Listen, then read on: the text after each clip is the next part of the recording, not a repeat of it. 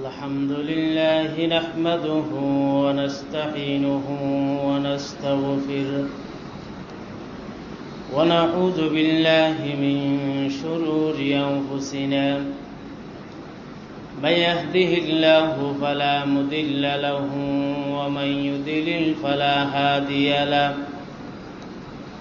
ونشهد أن لا إله إلا الله وحده لا شريك له ونشهد أن سيدنا ومولانا محمدا عبده ورسوله أما بعد فقد قال الله تعالى في كلامه المجيد إن الله وملائكته يصلون على النبي يا أيها الذين آمنوا صلوا عليه وسلموا تسليما صلى الله على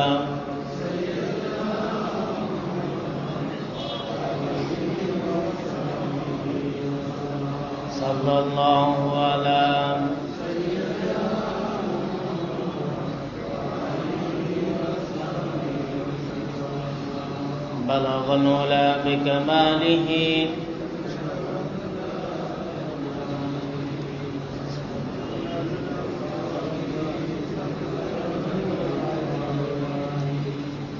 وصفت کند سادینا تمام عليك الصلاة نبي والسلام بلغ العلا بكماله كشف الدجى بجماله حسنت جميع خصاله صلوا عليه وآله بسم الله الرحمن الرحيم يا أيها النبي إنا أرسلناك شاهدا ومبشرا ونذيرا وداعيا إلى الله بإذنه وسراجا منيرا সম্মানিত মুসল্লিয়ান کرام, মহান রব্বুল আলামিন আমাদেরকে আজকের জুমায় হাজির হওয়ার তৌফিক দিয়েছেন, শুকর আদায় করি আলহামদুলিল্লাহ। রবিউল আউয়াল মাস শেষ, রবিউল সানি শুরু হয়ে গেছে। প্রথম জুমা রবিউল সানির আল্লাহর প্রিয় হাবিব সাল্লাল্লাহু আলাইহি ওয়াসাল্লাম, তাকে আল্লাহ রাব্বুল আলামিন অসংখ্য গুণাবলী দান করেছেন। প্রতিটি গুণ যদি আমরা আলোচনা করতে যাই, অনেক দফতর আমাদের সামনে প্রস্তুত হয়ে যাবে এবং নবী সাল্লাল্লাহু আলাইহি ওয়াসাল্লামের জীবনী বর্ণনা করে অনেক লেখকগণ বিভিন্ন খণ্ডে রসূলের জীবনী রচনা করেছেন। প্রতি বছর সারা বিশ্বের মধ্যে মহানবীর সিরাতের উপর বিভিন্ন প্রতিযোগিতা হয়, প্রবন্ধ পাঠ করা হয়, সেমিনার হয়, সিম্পোজিয়াম হয়, কারণ তার বিভিন্ন জীবনের অংশগুলি আমাদের জন্য আদর্শ। আল্লাহ রাব্বুল আলামিন তাকে অনেক বৈশিষ্ট্য প্রদান করেছেন যা অন্য সাধারণ মানুষের মধ্যে প্রদান করেননি, বরং অনেক নবীদেরকেও আল্লাহ রাব্বুল আলামিন সেই গুণগুলি প্রদান করেন। বরং আল্লাহ পাক পৃথিবীর মধ্যে যত নবী রাসূলকে যত স্পেশালিস্ট বৈশিষ্ট্য আল্লাহ পাক দিয়েছেন,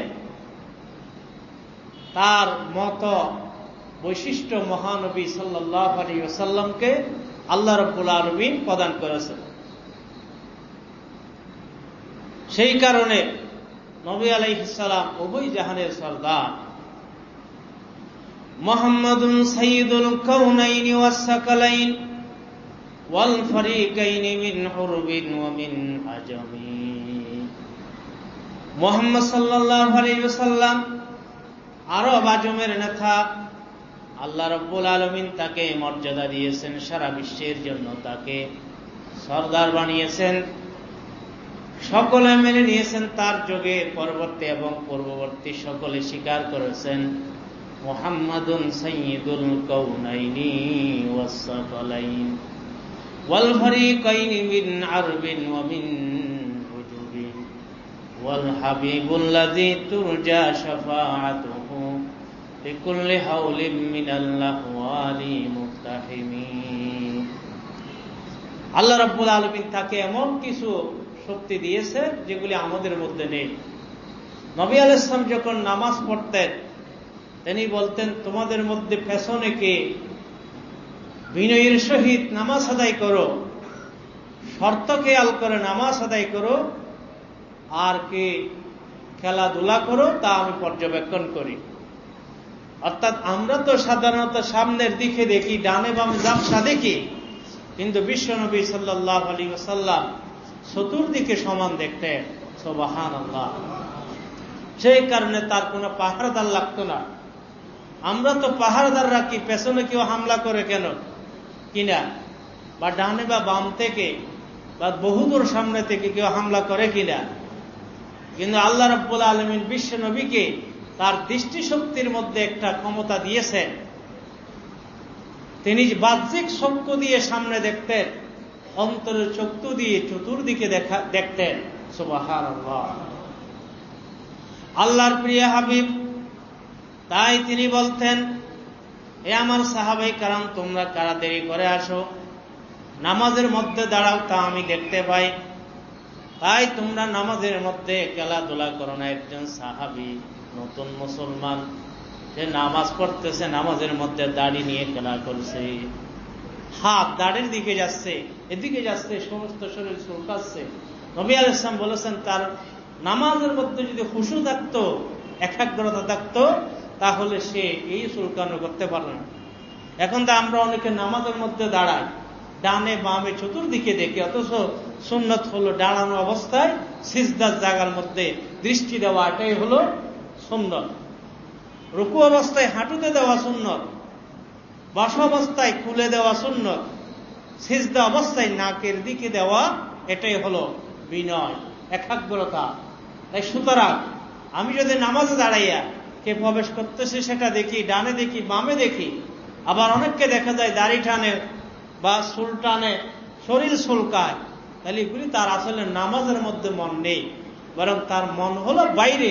সেই কারণে তার অন্তরের মধ্যে খুশু না থাকার কারণে, একাগ্রতা না থাকার কারণে হাতের মধ্যে একাগ্রতা নেই, দৃষ্টির মধ্যে একাগ্রতা নেই।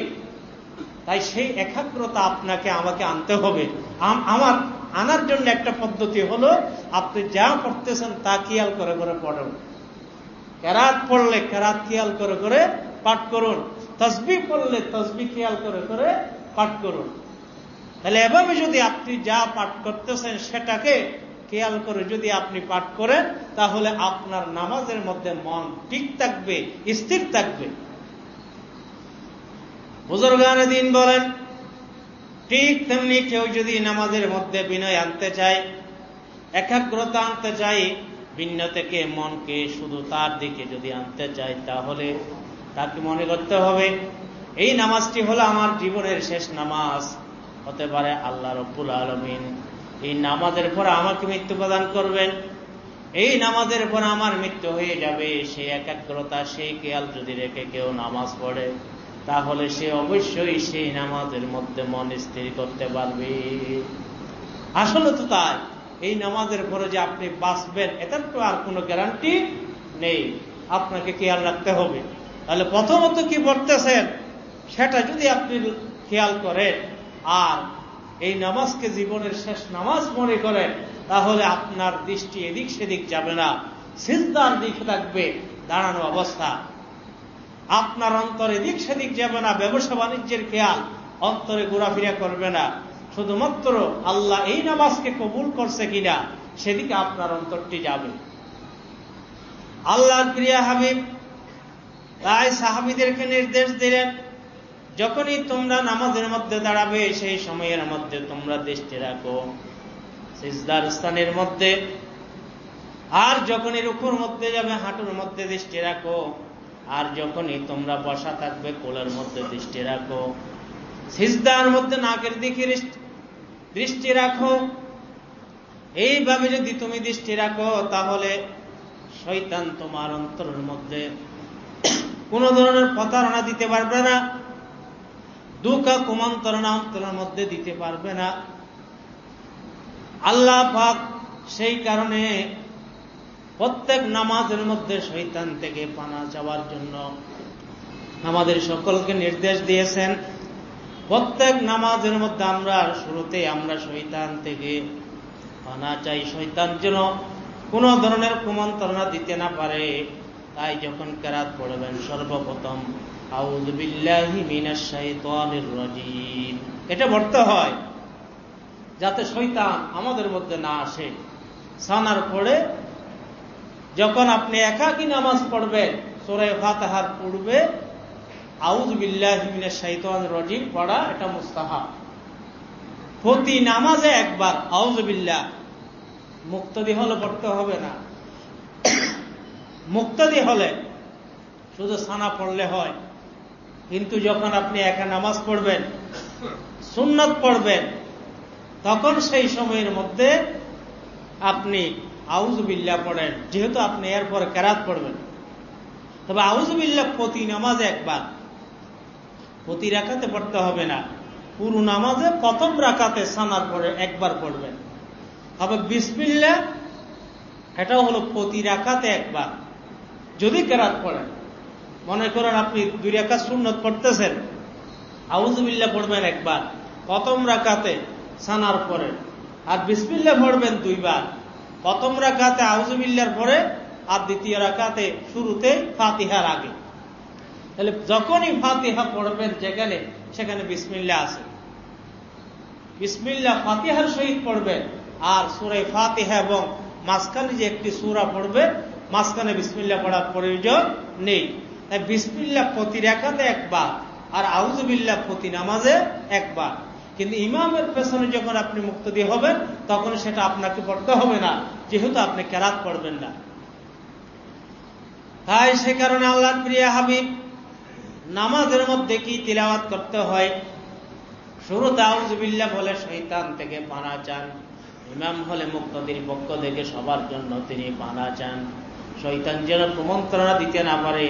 বিশ্বনবী সাল্লাল্লাহু আলাইহি ওয়াসাল্লামকে আল্লাহ পাক সেরকম দৃষ্টি দিয়েছেন, চতুর্দিকে দেখার জন্য আল্লাহ পাক ক্ষমতা দিয়েছেন। আল্লাহ রাব্বুল আলামিন সেভাবে তিনি তাকে সেই ক্ষমতা দিয়েছেন। দৃষ্টি শক্তির মধ্যে যেমন আল্লাহ পাক ক্ষমতা দিয়েছেন, ঠিক তেমনি শ্রবণ শক্তির মধ্যে আল্লাহ পাক ক্ষমতা দিয়েছেন। তাই নবী আলাইহিস সালাম এক সাহাবীদেরকে বলেছিলেন, হে আমার সাহাবায়ে কেরাম, আমি যা দেখি তোমরা তা দেখো না, আমি যা শ্রবণ করি তোমরা তা শ্রবণ করো না। আল্লাহ রাব্বুল আলামিন তা স্পেশাল আমাকে মর্যাদা প্রদান করেছেন। সুবহানাল্লাহ। তাই নবী আলাইহিস সালাম এক সময় তিনি একটি কবরের পাশ দিয়ে যাচ্ছেন, তখন সেখানে যে কবরের আযাব হচ্ছে তিনি সেটা দেখতে পাচ্ছেন, শ্রবণ করতে পাচ্ছেন। তখন তিনি বলেছেন, এই কবরগুলি কার? বলা হলো অমুক অমুকে। নবী আলাইহিস সালাম বলেন, এই 2 কবরের মধ্যে আযাব হচ্ছে। একটি হলো, একটার কারণ হলো সে চুগলখড়ি করত, 2 জন মানুষের মধ্যে ফাসাদ ফাটল সৃষ্টি করার জন্য সে কথা আদান প্রদান করত, চুগলখড়ি করত। আর দ্বিতীয় জন হলো সে অপবিত্র অবস্থায় থাকতো, প্রস্রাব করে সে পরিষ্কার হতো না, নাফাক থাকতো। সেই কারণে আল্লাহ রাব্বুল আলামিন এই 2 কবরের মধ্যে আযাব দিচ্ছেন। সাধারণত কবরের মধ্যে কবিরা গুনার কারণে আযাব হয়, এরকম বিভিন্ন গুনার কারণে আযাব হয় যদি সেই গুনাহ থেকে মানুষ তওবা না করে। এরকম ঠিক তেমনি বান্দার হকের কারণে কবরের মধ্যে আযাব হয় যদি মানুষ বান্দার হক দুনিয়ার মধ্যে আদায় না করে বা ক্ষমা না চায়, বা সেই ব্যক্তি ক্ষমা করে না দেয়। আল্লাহর প্রিয় হাবিব তিনি কবরের মধ্যে আযাব হওয়ার শ্রবণ করতেন। বিশ্বনবী বলেন, এই কবরের আযাবগুলি আল্লাহ রাব্বুল আলামিন শুধু মানুষ সারা পৃথিবীর মধ্যে যত প্রাণী আছে সবগুলিকে অনুভব করার ক্ষমতা দিয়েছেন। মানুষ যদি কবরের আযাবগুলি অনুভব করতে পারত তাহলে মানুষ দাফন করা ছেড়ে দিত। সেই কারণে আল্লাহ রাব্বুল আলামিন কবরের সে আযাবের শ্রবণ শক্তি রেখে তাদেরকে বধির করে রেখেছেন, যাতে মানুষ সম্মানের সহিত পাপী হোক, সে ভালো হোক, তাকে দাফন করতে পারে। এবং আল্লাহ পাক কবরের আযাব মানুষদের থেকে গোপন রেখেছেন, যেহেতু মানুষদেরকে আল্লাহ পাক দুনিয়ার মধ্যে তিনি পরীক্ষা করতেছেন। আল্লাহর প্রিয় হাবিব সাল্লাল্লাহু আলাইহি ওয়াসাল্লামকে বিশ্বনবী সাল্লাল্লাহু আলাইহি ওয়াসাল্লাম সেরকম গুণ দিলেন, তিনি মুস্কে হাসতেন। হাসা আমরা তিন ধরনের দিকে, একটা হলো মুস্কে হাসা। মুস্কে হাসার তো হলো দাঁত দেখে শুধুমাত্র কি আওয়াজবিহীন হাসা, এটাকে মুস্কে হাসা বলে। যে দুইজন মুসলমান যখন সাক্ষাৎ করবে পরস্পর সালাম বিনিময়ের মাধ্যমে যখন মুস্কে হাসবে, নবী সাল্লাল্লাহু আলাইহি ওয়াসাল্লাম তাকে সদকার সওয়াব দেন। সুবহানাল্লাহ। আল্লাহর প্রিয় হাবিব বলেন, ক্বালা নবী সাল্লাল্লাহু আলাইহি ওয়াসাল্লাম আফজালুস সাদাকাতি আন তালকা আহাকা বিওয়াজহিন তালিকিন। সবচেয়ে উত্তম সদকা হলো দুইজন মুমিন যখন সাক্ষাৎ করবে, সালাম বিনিময়ের পরে পরস্পর হাসি খুশি তারা মিলিত হবে, পরস্পর হাসি খুশির মাধ্যমে তারা পৃথক হয়ে যাবে। মুস্কে হাসার মধ্যে সওয়াব রয়েছে। মুমিনের সাথে সাক্ষাৎ করলে এই মুস্কে হাসি দেওয়া সুন্নাত। নবী আলাইহিস সালাম সালামের পরে মুস্কে হাসতেন, তবে বড় দাঁত আওয়াজ দিয়ে, বেশি বড় আওয়াজ ছাড়া পাশে একজন দুইজন শ্রবণ করার মতো মাঝে মধ্যে হাসতেন, তবে বড় আওয়াজ দিয়ে তিনি কখনো হাসতেন না। সেই কারণে বড় আওয়াজ দিয়ে হাসা 10-12 জন মানুষ শুনে মতো, এটাকে শয়তানের হাসা বলা হয়। নবী আলাইহিস সালাম বলেছেন, এরকম হাসি তোমরা দিও না। নবী আলাইহিস সালাম এক সময় তিনি নামাজ পড়তেছেন, সাহাবায়ে কেরাম ছিলেন, একজন অন্ধ ব্যক্তি জামাতের মধ্যে শরীক হতে আসলো। তিনি পার্শ্বে একটা হুঁচটকে গর্তের মধ্যে পড়ে গেল। তখন সাহাবায়ে কেরাম বড় আওয়াজ দিয়ে হেসেছেন। তখন নবী আলাইহিস সালাম বলেছেন, তোমরা বড় আওয়াজ দিয়ে হেসেছো, সুতরাং তোমাদের নামাজ নষ্ট হয়ে গেল, তোমাদের ওযু কি হয়ে গেল, নষ্ট হয়ে গেল। তাই নামাজের মধ্যে বড় আওয়াজ দিয়ে হাসা ওযু ভঙ্গের কারণ এবং নামাজ নষ্ট হওয়ার কারণ। কিন্তু ছোট আওয়াজ দিয়ে 1-2 জন শ্রবণ করে মতো হাসলে নামাজ নষ্ট হয়ে যায়, ওযু নষ্ট হয় না। কিন্তু মুস্কে হাসলে নামাজও নষ্ট হয় না, ওযু নষ্ট হয় না। তাই বড় আওয়াজ দিয়ে হাসা থেকে নবী আলাইহিস সালাম নিষেধ করেছেন এবং বলেছেন, এই যে একজন অন্ধ ব্যক্তি সে বিপদে পড়ল আর তোমরা তার সাথে ঠাট্টা করেছো, এটা তো আল্লাহ পাক তার জন্য একটা পরীক্ষা করেছেন। কারণ অন্ধ ব্যক্তিরা তারাও তো আমাদের মতো মানুষ, তাদের জন্য জান্নাত জাহান্নাম রয়েছে।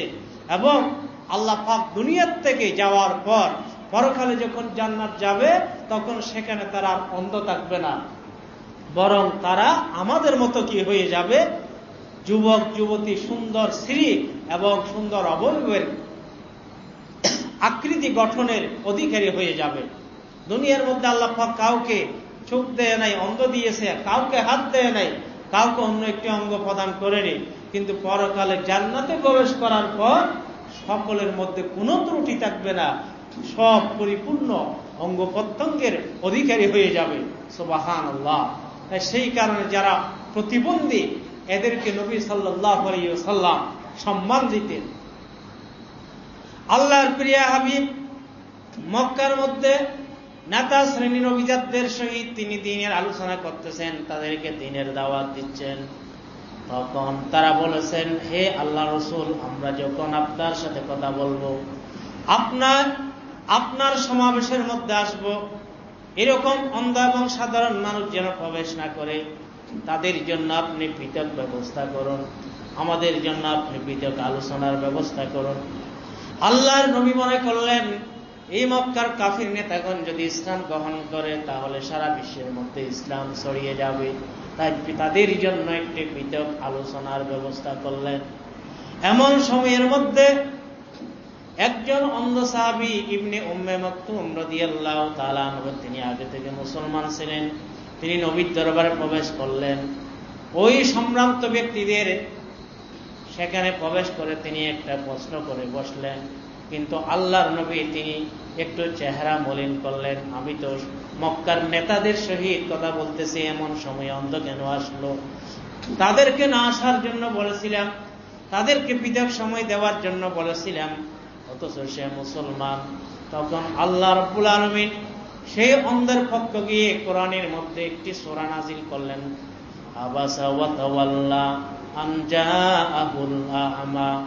আল্লাহ রাব্বুল আলামিন কোরআনের মধ্যে বললেন, একজন অন্ধ ব্যক্তি আসার কারণে নবী চেহারা মলিন করলো, আবাসা ওয়া তাওয়াল্লা, চেহারা বিমুখ করলো, আন জাআহুল আ'মা, একজন অন্ধ আসার কারণে।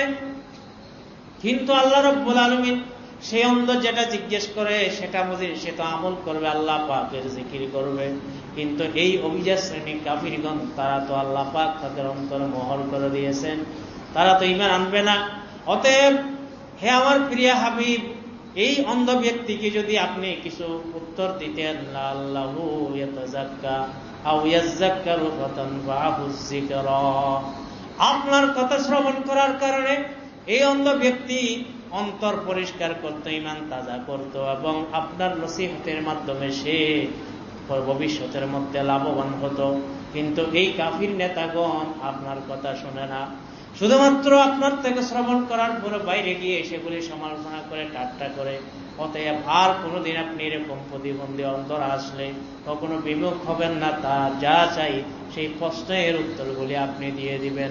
সুবহানাল্লাহ। আল্লাহর প্রিয় হাবিবকে যখন সে আয়াতের মাধ্যমে সতর্ক করা হলো, তখন থেকে আল্লাহর নবী ইবনে উম্মে মকতুম যখনই নবীর দরবারে আসতেন, তিনি তাকে সম্মান দিতেন। মদিনা শরীফ যাওয়ার পরে আল্লাহর প্রিয় হাবিব সাল্লাল্লাহু আলাইহি ওয়াসাল্লাম দুজন মুয়াজ্জিন নিয়োগ দিলেন। তাদের মধ্যে প্রথম মুয়াজ্জিন হলো হযরত বিলাল হাবশী রাদিয়াল্লাহু তাআলা আনহু, যিনি ক্রীতদাস ছিলেন, কালো ছিলেন, মানুষ তাকে ঘৃণা করত। সেই কারণে আল্লাহর নির্দেশে বিশ্বনবী সাল্লাল্লাহু আলাইহি ওয়াসাল্লাম বোঝাতে চেয়েছেন, ইন্না আকরামাকুম ইনদাল্লাহি আতকাকুম, আল্লাহর দরবারে তোমাদের মধ্যে সবচেয়ে সম্মানিত হলো যারা মুত্তাকি। সুতরাং বেলাল কালো হলো, দাস হলো, আমি তাকে মুয়াজ্জিন বানাতে কোনো অসুবিধা নেই।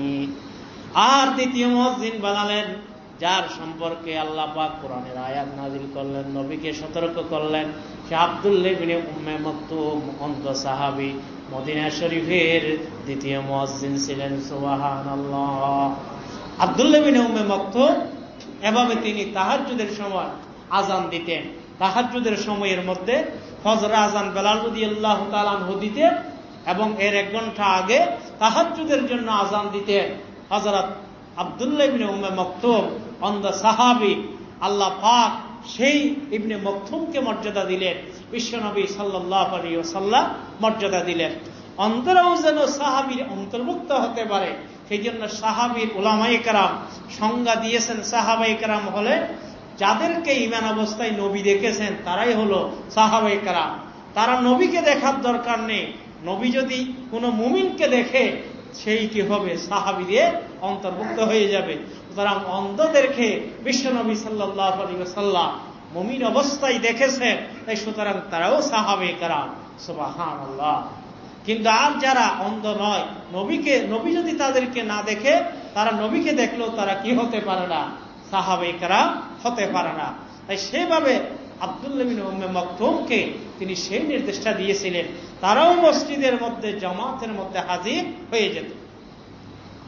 জামাতের গুরুত্ব দেওয়ার জন্য একজন অন্ধ সাহাবী এসে আল্লাহর নবীর দরবারে বললেন, হে আল্লাহর রাসূল, আমি তো অন্ধ, মানুষের সহযোগিতা ছাড়া আমি আসতে পারি না, খুবই কষ্ট হয়, আমি কি জামাতের মধ্যে হাজির না হলে পারবো কিনা? তখন তিনি বলেন, ঠিক আছে, তুমি পারবে। কিছুদিন যাওয়ার পর আল্লাহর প্রিয় হাবিব সাল্লাল্লাহু আলাইহি ওয়াসাল্লাম তাকে আবার ডাক দিয়ে বললেন, হে সাহাবী, তুমি আসো, তুমি আজান শোনো কিনা? তখন সে বলল, অবশ্যই আমি আজান শ্রবণ করি। তখন আল্লাহর প্রিয় হাবিব বললেন, তুমি যদি আজান শ্রবণ করো তাহলে মসজিদের মধ্যে আসো, তাহলে মসজিদের মধ্যে আসো। যারা আজান শ্রবণ করে তাদেরকে মসজিদে আসার জন্য বিশ্বনবী সাল্লাল্লাহু আলাইহি ওয়াসাল্লাম গুরুত্ব দিয়েছেন। তাই জামাতে নামাজ পড়া এটা হলো সুন্নতে মুআক্কাদা, সুন্নতে মুআক্কাদা। তাই সেই কারণে অন্ধদেরকেও নবী আলাইহিস সালাম মসজিদে আসার জন্য নির্দেশ দিয়েছেন এবং উৎসাহিত করেছেন। তাই বলতেছি যে বিশ্বনবী সাল্লাল্লাহু আলাইহি ওয়াসাল্লাম এই অন্ধদেরকেও গুরুত্ব দিয়েছেন। তাই বিভিন্ন দেশের মধ্যে দেখা যায় অন্ধরাও কোরআন শিখতেছে, হাদিস শিখতেছে, লেখাপড়া করতেছে প্রতিবন্ধী হয়ে। আফ্রিকার মধ্যে হিফজখানা আছে, বাংলাদেশের মধ্যেও অন্ধদের প্রতিষ্ঠান হচ্ছে। যেমন কিছুদিন আগে আপনারা দেখতে পেয়েছেন হিজড়াদের প্রতিষ্ঠান, ঢাকার উত্তরার মধ্যে হিজড়াদেরকে কোরআন শেখানোর জন্য হিজড়াদের প্রতিষ্ঠান চালু হয়েছে। ঠিক তেমনি অন্ধদের জন্য গতকালকে আমি রওজানের রাঙ্গামাটির মধ্যে একটা প্রতিষ্ঠানে গেছিলাম, কাউকালি গোদারপাড়া, সেখানে একটা বিশাল ইসলামিক সেন্টার করা হয়েছে। সেখানে দেখলাম প্রায় 100 মতো অন্ধরা কোরআন মুখস্থ করতেছে। সুবহানাল্লাহ। তাহলে আমাদের চট্টগ্রামের মধ্যেও সেখানে অন্ধদের জন্য বিশাল একটা মাদ্রাসা, নানুপুর মাদ্রাসার পরিচালক জমিরুদ্দিন নানুপুরি সাহেবের ছেলে আল মানাহিল ফাউন্ডেশন, যারা হালি শহরের মধ্যে একটা কোভিড-19 হাসপাতাল উদ্বোধন করেছে, উনি অন্ধদের জন্য প্রতিষ্ঠান করেছে রওজানের সীমান্ত এলাকায়, এই রাঙ্গামাটির শুরুতে গোদারপাড়া এলাকার মধ্যে। আপনাদের কোন অন্ধ থাকলেও সেখানে আপনারা পাঠিয়ে দিতে পারে, তাদেরকে ফ্রিভাবে সেখানে কোরআন শিক্ষা দেওয়া হচ্ছে, জেনারেল শিক্ষাও সেখানে দেওয়া হচ্ছে। তাই বলতেছি যে এখানে প্রায় 100-এর উপর কোরআন শিখতেছে, জেনারেল শিক্ষা অর্জন করতেছে। তারা লেখালেখিও সবগুলি পরিপূর্ণ একাডেমিক ক্লাসগুলি সেখানে করা হচ্ছে। তাই বলতেছি যে আল্লাহ পাক এই অন্ধদেরকে মর্যাদা দিয়েছেন, কারণ দুনিয়াতে আল্লাহ পাক কাউকে প্রতিবন্ধী করেছেন, এটা হলো পরীক্ষা। পরকালে জান্নাতে যাওয়ার পর আপনার মান যেরকম তার মানুষ এরকম, বরং তার মধ্যে যদি আপনার সে তাকওয়া বেশি থাকে তাহলে আরো বেশি কি হয়ে যাবে, তার মর্যাদা আমার আপনার সে বেশি হয়ে যাবে। সুবহানাল্লাহ। সেই কারণে আল্লাহর প্রিয় হাবিব যে কোনো প্রতিবন্ধীদেরকে তিনি গুরুত্ব দিতেন, তাদেরকে কোরআন শিক্ষা দিতেন, তাদেরকে সম্মান দিতেন।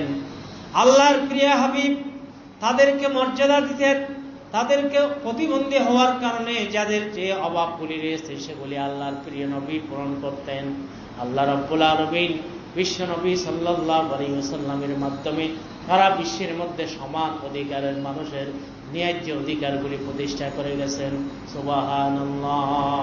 তাই আমাদের প্রিয় হাবিব সাল্লাল্লাহু আলাইহি ওয়াসাল্লাম আল্লাহ পাক তিনি যে নবী হবে সেটা তার পিঠের মধ্যে মোহর করে দিয়েছেন। সুবহানাল্লাহ। নবী আলাইহিস সালামের দুই কাঁধের মাঝখানে খেস গুচ্ছের মাধ্যমে লেখা ছিল মুহাম্মদুর রাসূলুল্লাহ, মুহাম্মদুর রাসূলুল্লাহ। হযরত সালমান ফারসি তিনি দাস হয়ে বিভিন্ন মানুষের হাতে হাতে যখন মদিনার মধ্যে তিনি বসবাস করতেছেন, সেই সময়ের মধ্যে তিনি অপেক্ষায় ছিলেন শেষ নবী কবে আসবে। কারণ তাকে বলেছিল, শেষ পাদ্রী বলেছিল যে হে সালমান তুমি আমার পরে কোথায় যাবে। সালমান জিজ্ঞেস করেছে, হে আমার উস্তাদ, হে আমার পীর মুর্শিদ, আপনার মৃত্যুর পরে আমি কার দরবারে সময় কাটাবো? সেই পীর সাহেবটা, আপনি মুর্শিদটা আমাকে নির্দিষ্ট করে দিন। তখন হযরত সালমান রাদিয়াল্লাহু তাআলা আনহুকে তার পীর সাহেব বলে দিলেন, তার পাদ্রী বলে দিলেন, এখন বর্তমান পৃথিবীর মধ্যে হক্কানি পীরের বড় অভাব হয়ে গেছে, মুর্শিদের অভাব হয়ে গেছে, আর কোনো পাদ্রী আমি দেখতে পাচ্ছি না। মনে হয় শেষ নবী আসার সময় খুব ঘনিয়ে এসেছে, তাই তুমি শেষ নবীর জন্য তুমি অপেক্ষা করো।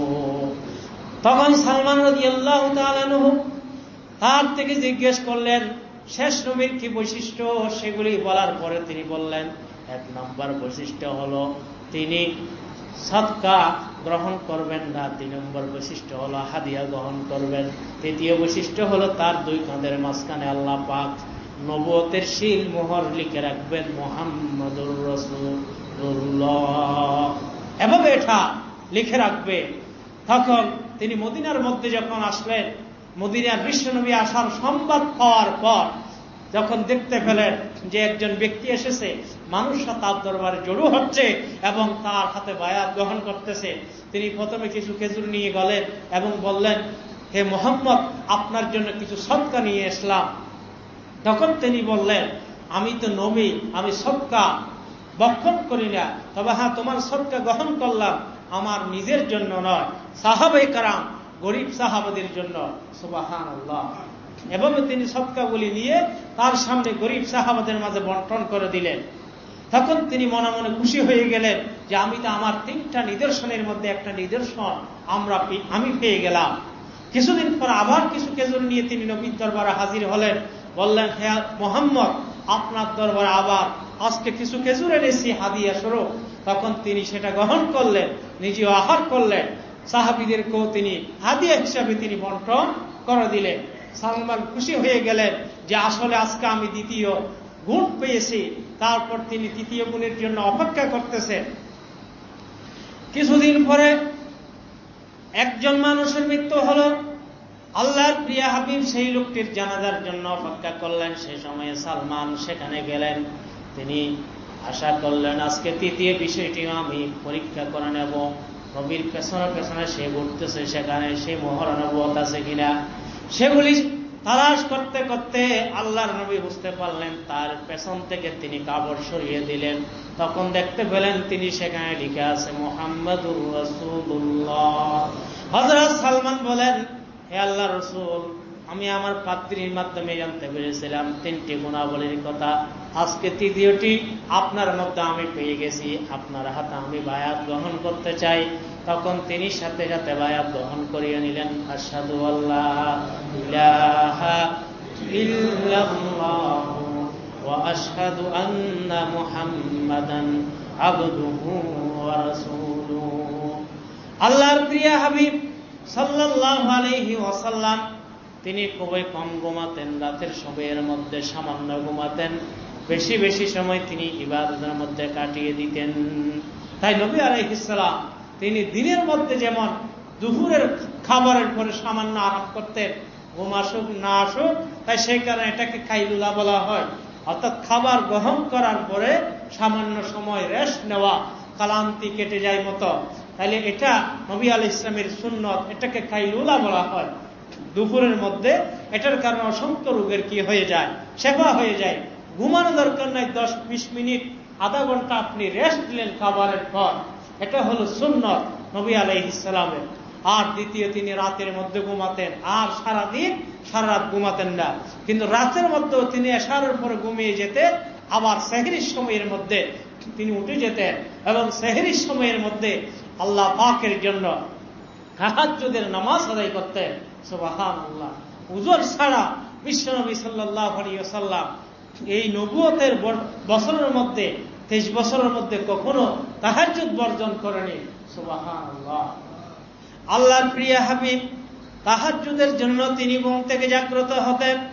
মক্কার মধ্যে তিনি তাহাজ্জুদের জন্য কাবা শরীফের মধ্যে গিয়ে সেখানে তিনি নামাজ আদায় করতেন। সেখানে গিয়ে তিনি তাহাজ্জুদের নামাজ আদায় করতেন। আবু লাহাবের বিবি রাসূলের তাহাজ্জুদের পথের মধ্যে কাঁটা বিছিয়ে দিত এবং ওই কাঁটার মাধ্যমে রাসূলকে কষ্ট দিত। কিন্তু আল্লাহর নবী সেই কাঁটাগুলি রাস্তা দিকে পরিষ্কার করে সোজা কাবা শরীফের মধ্যে গিয়ে তাহাজ্জুদের জন্য দাঁড়িয়ে যেতেন। সুবহানাল্লাহ। নবী আলাইহিস সালাম অনবরত তিনি সেভাবে তাহাজ্জুদের নামাজ আদায় করতেন। বেশি সময় সেখানে দিতেন, 3-4 ঘন্টা পর্যন্ত তিনি তাহাজ্জুদের মধ্যে সময় দিতেন। সেই কারণে আল্লাহ রাব্বুল আলামিন বিশ্বনবীকে বললেন, ইয়া আইয়ুহাল মুযাম্মিল কুমিল লাইলা ইল্লা কলিলা। আল্লাহর নবী প্রাথমিক যুগে সারা রাত তাহাজ্জুদের মধ্যে কাটিয়ে দিতেন, সামান্য সময়ও ঘুমাতেন না। আল্লাহ পাক নির্দেশ দিয়ে দিলেন, হে নবী, আপনার শরীরের জন্য একটা হক আছে। সেই কারণে সারা রাত আপনি জাগ্রত থাকার প্রয়োজন নেই, পরে আপনি স্বাস্থ্য ঠিক থাকার জন্য যতটুকু প্রয়োজন সেই ততটুকু আপনি ঘুমানোর জন্য ব্যবস্থা করুন। কুমিল লাইলা ইল্লা কলিলা। তাহলে আপনি রাত্রি জাগরণ করবেন, কিন্তু কম সময় আপনি ঘুমাবেন। কয় ঘন্টা ঘুমাবেন? 6 ঘন্টা ঘুমান। নিসফাহু, 6 ঘন্টা ঘুমান। আউইনকোস অথবা 4 ঘন্টা ঘুমান। আউজিদা আলাইহি, কোন কারণে প্রয়োজন হলে আরো বেশি ঘুমান, 8 ঘন্টা ঘুমান। বাকিগুলি আপনি রাত্রি জাগরণের মধ্যে, ইবাদতের মধ্যে আপনি খাটিয়ে দেন। তাই উলামায়ে কেরাম বলেন, যারা তাহাজ্জুদের নামাজ নিয়মিত আদায় করে আল্লাহ পাক তাদের চেহারার নূর বাড়িয়ে দেয়। সুবহানাল্লাহ। তাহাজ্জুদের নামাজের কারণে মানুষের, ঈমানদারের চেহারার নূর বেড়ে যায়। তার চেহারা থেকে যেন এক ধরনের নূর, আলোক রশ্মি বের হচ্ছে, সেরকম মনে হয়। আল্লাহর প্রিয় হাবিব সাল্লাল্লাহু আলাইহি ওয়াসাল্লাম এই তাহাজ্জুদের নামাজকে গুরুত্ব দিতেন। তা আমরা যদি নবীর আশিক দাবি করি তাহলে রাসূলের এই সুন্নতগুলো আমরা গ্রহণ করি, তাহাজ্জুদের নামাজ আদায় করে মিসওয়াক আমরা গ্রহণ করি, দাড়ি রাখি, এভাবে নবী আলাইহিস সালাম যেভাবে তিনি উঠতেন, বসতেন, আহার করতেন, আমাদের পরিপূর্ণ জীবনের মধ্যে সেটা প্রতিষ্ঠা করি। আল্লাহ পাক আমাদের সকলকে তৌফিক দান করুন। ওয়া আখিরু দাওয়ানা আলহামদুলিল্লাহি রাব্বিল আলামিন। যারা সুন্নাত পড়েন নাই কাতারবন্দি হয়ে আমরা সুন্নাত আদায় করি।